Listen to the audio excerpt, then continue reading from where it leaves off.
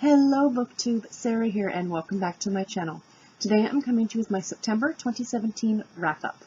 So, two things that I want to mention before I get into the wrap-up.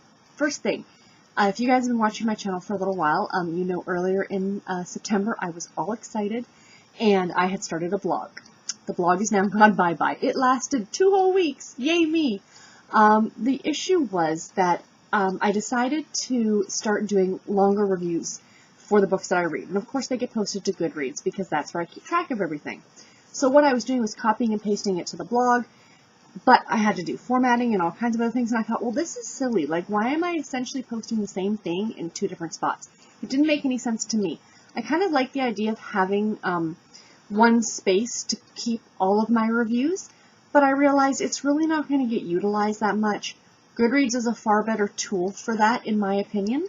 So in the description box below, when I list all the books that I talk about today, the link that I usually give the link directly to the Goodreads page. I'm going to link directly to the review that I did. I didn't realize that you could do that. I didn't realize that, I thought, oh, people are going to have to go through and look for my review. But no, I can direct link that. So that is what is in the description box below for those books, if you want to hear more. So in order to keep these videos a little bit shorter, I am going to just talk a little bit about what I thought about each of these books. But, of course, as I just said, links so you can check out my full review if you are interested. The other thing I wanted to mention, something that I'm starting new this month, is when I talk about and give you guys kind of the stats on the books, I'm also going to tell you guys what challenges I read the book for. Because especially going into next year, in 2018, I do plan on doing a lot more challenges within the RRC, like the Romance Readers Reading Challenge group. I also joined another challenge group called the Something Crazy Challenge. There's a couple different challenge groups on Goodreads that I've joined, and I kind of want to do all the challenges. I know I've never been a big one. I don't think I've ever participated really in a read-along on this channel. But I do love the idea of doing these challenges that might last a whole year, or last a whole month and stuff like that. That to me is fun. So anyway, to keep this video from being super duper long, let's jump right in and get started. So, as usual, we will start with my stats. I read a grand total of 17 books in September. Not my best month, but I am super pleased with it because all the books were quite good, so that's a good thing. I am 10 books ahead of my schedule as per the 1st of October. I am not increasing my goal. Again, I've done it 2 or 3 times this year. I'm just going to let it be what it is, and at the end of the year, see what my goal is, and then try and figure out my goal for 2018. Sorry. I read 1 5-star book, 1 4.5-star book, 5 4-star books, 5 3.5-star books, and 5 3-star books. Just so you guys know, 3 stars is not a bad rating from me. 3 stars is average. It was a good book, and I enjoyed it. There may have been some things in it I didn't like, but in general, it was a good book. Anything below 3 stars, you're starting to get into, there was more I didn't like as opposed to what I did like, so just keep that in mind. I read 6 romance novels, 4 romantic suspense novels, 3 historical romance novels, 3 general fiction, and a historical fiction novel. I read 14 adult books and 3 middle grade books, 3 books published in the 1980s, 1 published in the 1990s, 2 published in the 2000s, and 11 published between 2010 and 2016. I read 7 ebooks and 10 audiobooks. This is the first time that audiobooks have far surpassed ebooks, which is very cool. I read 16 novels and 1 novella. I read a grand total of 4,954 pages. Equals out to roughly about 165 pages a day, which is really good. My year-to-date page count, in case you're curious, is 38,657, so that's very cool. So as per usual, let's start out with the Babysitters Club books that I finished this month. I only finished 3. It was a slower Babysitters Club month for me. That's probably why my book total was lower, because I think the month before I read 6. So, whatever, it is what it is. The first one was book number 12, Claudia and the New Girl. I gave that book 3 stars. A new girl moves to town. She's an artist, and she's trying to encourage Claudia to do less babysitting and spend more time doing her art. So that was a cute little story. After that was the very first super special, which is another reason why I didn't read as many Babysitters Club books. The super specials tend to be about twice as long, double the length of a normal book. And this one, all the babysitters go on a cruise with Christy's family and with the Pikes. So that one was a lot of fun. That one was 3.5 stars. And the last Babysitters Club book this month was book number 13, which was Goodbye, Stacy, Goodbye. I gave that one 3.5 stars as well. Stacy moves away from Stony Brook and back to New York City. Bittersweet book in the series because Stacy's a fan favorite, but spoiler alert, she does come back, so I have seen into the future. Alright, so let's jump into the rest of the books that I read this month. As per usual, I'm going to go from my least favorite to my most favorite. Sorry about the cats and any other noise you hear in the background. I'm filming this at night on Thursday, and the cats are about, and Garrett's watching the hockey, and everybody's happy, so let's jump into the books. Just letting you know about the background noise. The first book I want to talk about is Safe by the Marshal Side by Shirlee McCoy. I gave this book 3 stars. It has an average rating of 3.87 stars on Goodreads. It was 1 heart. If you guys are new to the channel and you're unsure about the whole heart rating system, it's rating the adult situations in books, and there is information in the description box below letting you guys know what the hearts mean. So this one was 1 heart. It was published in 2014. This is a love-inspired suspense novel, which is a Christian fiction novel, Christian romance. It's the first book in the Witness Protection Program series, and this was read for the Triple RC Monthly Challenge, the September Challenge, number 1, which was S's for September. So this book I enjoyed. It was about a woman who witnessed her husband's murder, and she is now in witness protection, essentially, and her and the federal agent that's kind of looking after her and her young daughter, you know, they kind of fall for each other. And it's a really, really interesting story. The one thing, though, I find with these is that there's not a lot of action, and it's almost very tame, not only on the adult situations, but on a lot of the action. You would probably get a lot more violence and what have you if it wasn't a Christian fiction novel, which I totally get, and I really do enjoy the Christian fiction novels, please don't get me wrong. The one thing that I could not wrap my head around that if this had been different, I probably would have even rated it a 3.5 star. But the entire book, it's drilled that this woman could not leave this safe house, her and her daughter. They had to stay there. They had one outing to a park, and there was like 4 federal agents, and like, you know, they're all on their walkie-talkies, and oh, somebody's jogging into the park, find out who they are, you know, keeping this woman safe. But yet, at several times in the book, it's also mentioned that they take her to church. Now, again, it's a Christian fiction novel. I know that that has to take place. They have to talk about things like that. And I get it. You know, I get that part of it. But I just found it was very discombobulated to how she couldn't even stand near a window for fear that, you know, she was going to get shot at. But yet they could take her out on Sunday to church. I just didn't get the connection, and it fell flat. That really, I could not wrap my head around, and it drove me crazy. But all in all, it was a good book. It's just that one thing that really bothered me, and it was mentioned several times, which is what brought the star rating down. The next book is The Cinderella Deal by Jennifer Crusie. This was narrated on audio by Susan Boyce. I gave this book 3 stars. It has an average rating of 3.63 stars on Goodreads. I gave it 3 hearts. It was published in 1996. And this was for also the Triple RC Monthly Challenge, and it was challenge number 7, and that was International Dot Day, where you had to read a book that had dots on the cover. Originally, I was going to read Mrs. Houdini, but I ran out of time, and this audiobook was only 5 hours long, where Mrs. Houdini was like 13, I think. So I needed to fit something in, and I had this one already on for Audible, so I went with it. This was a cute little story. You could tell that it was over 20 years old. With the way the characters interacted and things like that. It's essentially about an odd couple. It reminded me very much of the 90s TV show Dharma and Greg, for anyone else who's of a certain age, where he's very straight-laced and she's like a wild child. And, you know, he's trying to impress a new boss and to be a professor at this small university or college. And he needs a wife. And he enlists her to help him. And, you know, it's kind of an opposites attract kind of thing. It was a cute little story. The narration was great. It wasn't my favorite Jennifer Crusie novel, but I still really did enjoy it. And if you are reading through her backlist, I really do recommend it. The next book I want to talk about is Forever My Girl by Heidi McLaughlin. This was narrated on audio by Greg Albany and Elizabeth Ann Rowlands. I gave it 3 stars. It has an average rating of 4.04 stars on Goodreads. I gave it 3 hearts. It was published in 2012. It's the first book in the Beaumont series, and I read this for challenge number 9 of the Triple RC Monthly Challenge, which was One Hit Wonder Day. So read a book about a musician.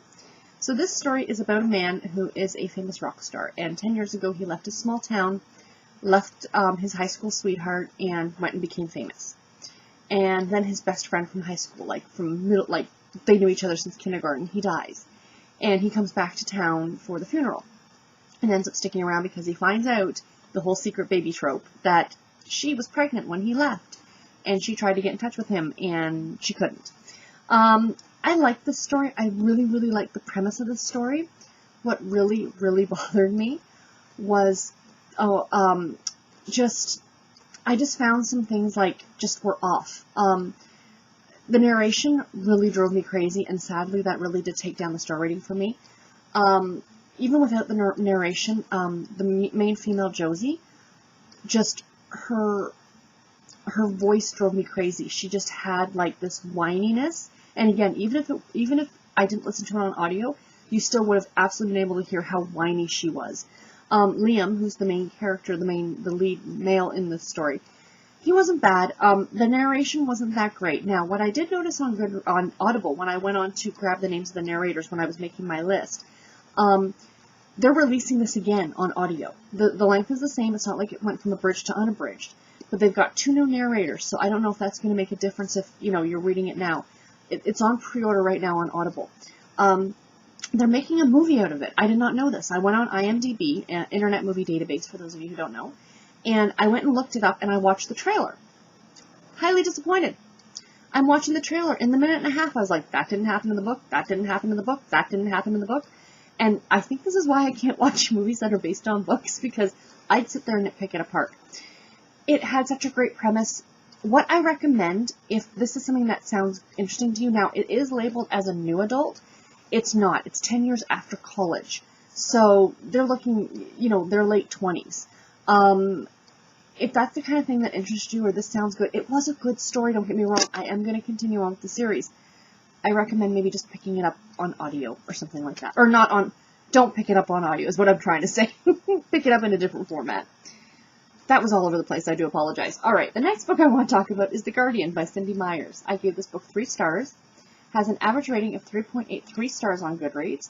I gave it 3 hearts, or a 3-heart rating. It was published in 2015. This is a Harlequin intrigue novel. This is the first book in the Ranger Brigade series. I can't say that. And this was for challenge number 8 of the Triple RC Monthly Challenge, which was Punch Day, which I can't remember what that meant. But I read it for that. I think it was Punch O'Clock Day, like somebody who was a job like law enforcement or something.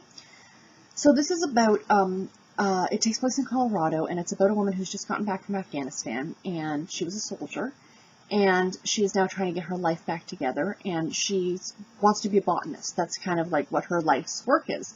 She wants to use plants and stuff to be able to cure disease. And she's kind of out there, picking these plants, and literally stumbles over a dead body. Well, then she, of course, gets the Rangers involved and all this stuff. And, of course, the 2 of them fall for each other, and there's some great mystery aspects to this with this whole, drug kingpin thing. It was really interesting, and I really did enjoy it. Absolutely recommend it if that's the kind of thing that would interest you. The next book is Apple Cider by Courtney Hunt. I gave this book 3.5 stars. It has an average rating of 3.96 stars on Goodreads. I gave it 2 hearts. It was published in 2016. It is book number 9 in the Cupid's Coffee Shop series. And this wasn't for any challenges. This is just the Cupid's Coffee Shop book that I'm reading every month. I don't have a lot to say about this novel. It's only 40 pages long.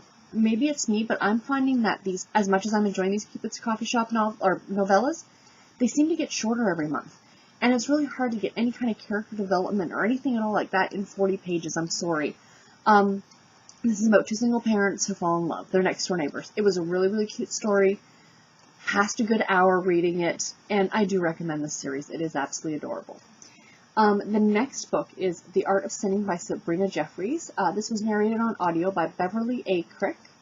I gave it 3.5 stars. It has an average rating on Goodreads of 3.81 stars. I gave it 3 bordering on 4 hearts, so this one got a little extra spicy. It was published in 2015. It is book number 1 in the Sinful Suitors series. And I read this for challenge number 3 of the Triple RC challenge, which was the featured author challenge, which was, of course, Sabrina Jeffries. I like this book quite a bit. It was a historical romance novel, if you couldn't tell from the cover. And essentially, he's a painter, and he often picks women who live in, like, essentially women of the evening, if you will, to be muses or, you know, the subjects of his paintings. And he meets this woman, and he thinks that she would be perfect in his new painting. But of course, her brother's not going to agree to allow her to be in this painting because he's aware of the gentleman's reputation. But she really wants something from him. She needs to try and get into a brothel to talk to a woman who her other brother fathered a child with, and there's this whole other backstory with that. It was really, really a good story. I was a little, when it's an author I'm not familiar with, not that I get nervous going into it, but especially historical romance. I do read a lot of it lately, but it was never my favorite thing. And I really, really enjoyed this book. I mean, I gave it 3.5 stars. It was really good. The narration was fantastic. My biggest issue with this book is that this is a series that comes after another series that she wrote. But they're not separate. Characters from the first series appear in this series. And you feel at the very beginning almost like you're jumping in halfway through. A lot of characters and situations are being mentioned in a way that it seems like you should know. So just word of warning, maybe go back and read the first series, whichever one that one was first, and then jump into this one. I don't know. But anyway, I did enjoy it. The next book I read was Rookie Move, and that is by Sarina Bowen. I gave this, it was narrated on audio by Nicola Zanzarella, I think, and Rock Engel. I gave it 3.5 stars. It has an average rating of 3.89 stars on Goodreads. I gave it 3 hearts. It was published in 2016. This is the first book in the Brooklyn Bruisers series. I read this for challenge number 2 of the Triple RC monthly challenge, and that was Happy Anniversary. Read a book that another member has on their list. I really enjoyed this book. And it's surprising because I don't like hockey. I really don't like hockey. But this book is essentially about a fake NHL franchise that is in Brooklyn. And each of the stories is about a different person on the team, and this is the new rookie. And his old high school coach just happens to be the new coach of the team. What I loved about it, because I shouldn't say I don't like hockey. I don't understand hockey like I do baseball. And what I love is that the sport wasn't shoved down your throat. It is the main part of the story. I mean, he's a hockey player. And there's games and stuff like that, but there's another book I read earlier this year about hockey. And it was like so technical, and I didn't like that. This didn't get technical. Not really, really technical. I really enjoyed it, and the dual narration was really good.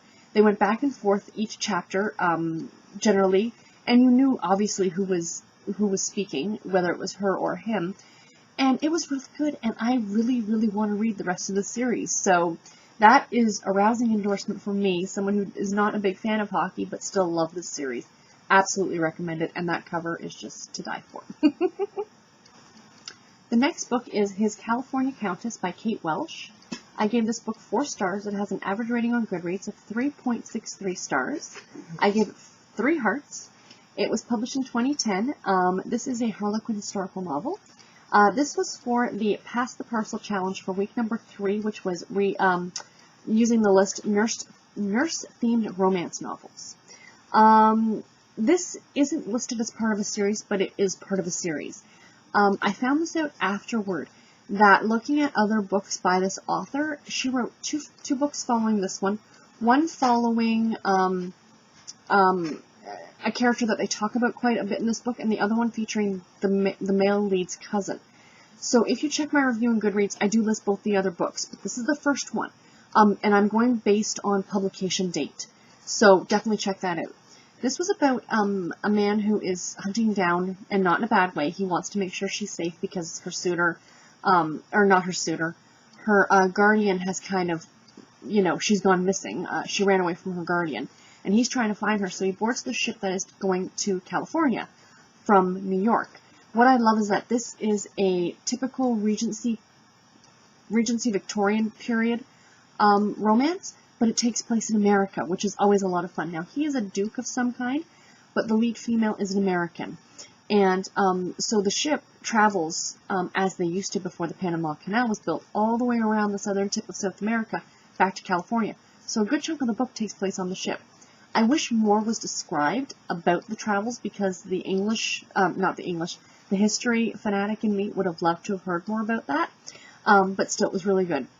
He falls ill on the ship. She starts to take care of him. And of course, they end up getting married because he's afraid he's going to die.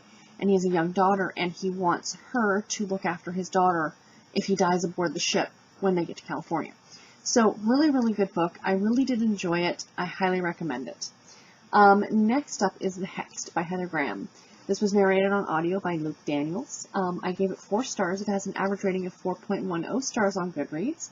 I gave it 3 hearts. It was published in 2014. It is book number 13 in the Crew of Hunters series.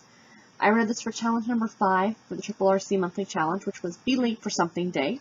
So in other words, get stuck up in a book reading it, and this one fit perfectly with the challenge. So good. This one took place in Salem, Massachusetts, and it is quite a bit about the Salem witch trials, so you get a lot of the background history on that one. It was uber creepy. It was really fantastic. Another great one in the Crew of Hunters series. Absolutely recommend it. Next up, Sleep with the Lights On by Maggie Shayne. This was narrated on audio by Janet Darling. I gave it 4 stars. It has an average rating of 4.06 stars on Goodreads. I gave it 2 hearts. It was published in 2013. It's the first book in the Brown and DeLuca series. And I read this for challenge number 10 for the RRC monthly challenge, which was the Reader's Choice. And this was also our September book club pick for the book club that I run. I usually do a separate review for the book club books, but I've decided not to do that because I can talk about the book just as easily here. So that's what I'm going to do. This book was unbelievably creepy. This is the second time I read it, and it was just as creepy as the first time. A lot of it I had kind of forgotten. But there are several scenes in this book that are not for the faint of heart. Very, very graphic murder scenes that she's witnessing through these new eyes. The whole premise of the story is that she's blind, and she went blind when she was young. And then she gets a cornea transplant, and she can see again. And I know a lot of liberties were taken with her getting her sight back, and I did read some other reviews on Goodreads after the fact. One woman who's actually like an eye surgeon or doctor talking about how a lot of the things that they talk about in the book aren't possible. But if you can put that aside, it really is a good story. It's a creepy story. This is labeled as a romantic suspense, meaning there's that romance element in there. And between the lead male and female character, yes, there is some sexual attraction. Nothing happens until almost the end of the book. And I did only give it 2 stars, so there's nothing in graphic detail. And at the end of the book, spoiler alert, the relationship is not defined. This is not a happily ever after romance kind of ending, which I really liked, which makes me now want to jump into the second book because I want to see where the relationship goes. So yeah, absolutely loved it. If you like this kind of thing, check it out. Again, if you're a little bit more on the squeamish side, there are some graphic murder scenes, but there's only a couple of them. But when you're kind of reading them or listening to them, I kind of got the heebie-jeebies, but that's me. The next book I want to talk about is 4 Weddings and a Sixpence. This was an anthology written by Julia Quinn, Elizabeth Boyle, Stefanie Sloane, and Laura Lee Guhrke. This was narrated on audio by Mary Jane Wells. I gave it 4 stars. It has an average rating on Goodreads of 3.84 stars. I gave it 3 hearts. It was published in 2016, and this was read for challenge number 6 of the RRC monthly challenge, which was Read a Book Day. This one was kind of a last-minute addition to my TBR. Originally, I had planned to read When He Was Wicked by Julia Quinn, but it was not available on audio anywhere. Really frustrating. I don't know why. All the rest of the Bridgerton books are available on audio except for this one. So, I happened to find this one at my library, like on Overdrive, so I thought, perfect, I'll read it. So it's 4 short stories, and it's about, what I love is that they are interconnected. I don't mind anthologies when it's just like 3 random or 4 random stories, but when they're all interconnected, I seem to love them that much more. Excuse me. So this is about 4 girls in boarding school who become friends. And when they're younger, they happen upon this sixpence that's stuck in the mattress, the feather mattress up in boarding school, and they decide to use it for luck, because I guess I didn't realize that the whole something borrowed, something blue, something old, something new, and it ends with "and a sixpence in her shoe." I didn't realize that's how the rhyme used to go. So each story goes on one of those, like something old and something new, something borrowed, something blue. So it's really, really fun. Please check my review on Goodreads, because I do rate each of the individual stories. The last story by Julia Quinn was my favorite. You know, I give my reasons for that in the review, but, you know, these were all really, really great stories. They were all interconnected. You got to see each of the characters in each of the different stories, and I really, really did enjoy it. And it actually introduced me to 3 other new authors that I didn't even know about, and now I'm checking out their backlists, or their new books coming out, because great authors, and I'm really interested in checking them out. 3 more to go, guys. Next up is Catch of the Day by Kristin Higgins. This was narrated on audio by Xe Sands. I gave it 4 stars. It has an average rating of 3.91 stars on Goodreads. I gave it 2. It has 3 hearts, but like the lower of the 3 hearts. It was published in 2007. This is the first book in the Gideon's Cove series. And I read this for the Pass the Parcel Challenge for week number 1, which is a book that starts with the title of C. And this book, Kristin Higgins has some of the best opening lines in books. And because I have it written down here, just give me 1 second. The opening line for this book was, "Falling in love with a Catholic priest was not my smartest move." So, right away, you're drawn into this book. It's about Maggie, and Maggie, as it says, has fallen in love with the local Catholic priest. She doesn't know he's the priest, let's be fair. When she finds out, it's just hysterical. But over the course of time, she ends up falling for the local, a local fisherman named Malone. And he's very quiet, he keeps to himself. And it's the story of their relationship. It is really, really great. Trademark Maggie Shayne humor, or not Maggie Shayne, sorry, Maggie's the character, that's why. Trademark Kristin Higgins humor. She doesn't really go back and forth in this one like she does like in Time. There are a couple instances, but it's not as often as she does in some of her later works. Absolutely recommend this one. Love it, love it. It's one of her first books. I highly recommend you check it out. Next up, second last book, is Water for Elephants by Sarah Gruen. This was narrated on audio by David Ledroux and John Randolph Jones. I gave it 4.5 stars. It has an average rating on Goodreads of 4.07 stars. I gave it 3 hearts. There is some adult situations in this book. I did not expect that, and I was quite surprised. Not in a bad way. This was published in 2006, and I read it for the Pass the Parcel Challenge for week number 2, which was Beach Reads, Mysteries and Thrillers, which surprised me why it would be on that list. But there is a mystery aspect to it. So, if you're unfamiliar with this book, it's about a man during the Great Depression who both of his parents died. And he kind of leaves school and just decides he's done. He can't handle it. They're taking his final exam, and he literally just has like a mental breakdown. So he takes off, and he ends up jumping onto this train that turns out to be a circus train. Well, he was in school at Cornell University to be a veterinarian, and they're looking for a veterinarian, so that's how he ends up working for this circus. Well, he falls in love with the elephant, the woman who rides the elephants and the horses, and that story happens. Then the other side of the story is him in his 90s at the nursing home relaying these stories. And I really, really loved it, and I thought the narration was wonderful. I absolutely recommend it on audio if you have not read this book. The gentleman who does the main character as a 90-year-old man does a fabulous, fabulous job. There's some great humor in this book. I had a few issues with the way some of the animals were treated, but I have to keep reminding myself it was the 1930s. That's just how things were done back then, and as fortunate as it is what it is. There's nothing we can do to change it. You know, just make sure we don't continue doing it in the future. But I absolutely recommend this book. It was fantastic, and it was a great historical fiction novel. And now on to my very favorite book of the month. And that was The Next Best Thing by Kristin Higgins, narrated as well on audio by Xe Sands. I gave this book 5 stars. It has an average rating of 3.89 stars on Goodreads. I gave it 3 hearts. It was published in 2010. This is the second book in the Gideon's Cove series. I read it for the Triple RC Challenge, number 4, which was Happy Cat Month, which was Read a Book with a Cat on the cover. This was the last book I read this month. Like, it was the one that I finished last Saturday on the 30th. And, a quick note about the series itself, because I know there was questions in the Goodreads group, on Goodreads, in other people's reviews about why this is second in the Gideon's Cove series. when it doesn't even take place in Gideon's Cove.